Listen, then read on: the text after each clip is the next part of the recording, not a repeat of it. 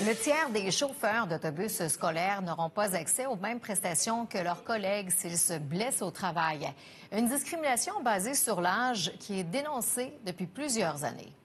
Fait que moi, je les montais au kilomètre 31.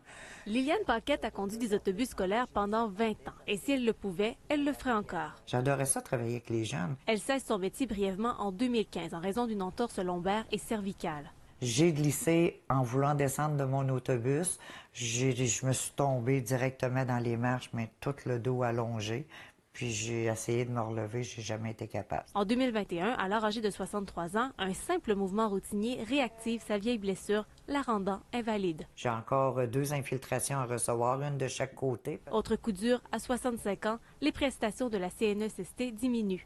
Elle apprend qu'elles cesseront complètement à 68 ans. Excuse-moi, mais avec la pension de vieillesse, c'est pour ça que je comprends pas, moi, comment ça se fait que qu'eux autres se disent, ben, elle a la pension de vieillesse, on coupe son salaire. Mais c'est pas ça, là. Si moi, là, j'aurais continué à travailler, là, ma pension de vieillesse, je l'aurais eu pareil, là. L'industrie du transport scolaire est un exemple, alors qu'un chauffeur sur 3 est désormais âgé de 65 ans et plus.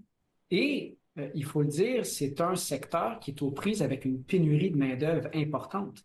Donc, une couverture inadéquate de la part de la CNESST en cas d'accident de travail. C'est pas acceptable parce que tous les gens qui travaillent et qui sont assez âgés sont nettement pénalisés parce qu'on ne paye pas le remplacement de revenus pendant toute la période où il aurait été normalement sur le marché du travail. Le gouvernement Legault a modifié en 2022 la loi sur l'assurance automobile pour donner, entre autres choses, une retraite décente aux accidentés de la route, car eux aussi, leurs prestations arrêtaient à 68 ans.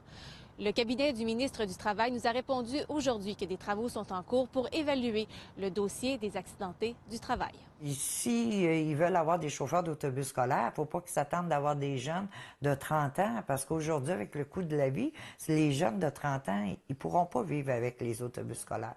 Mais moi, ça faisait mon bonheur. Catherine Roy, TVA Nouvelles, Saint-Lambert-de-Lauzon.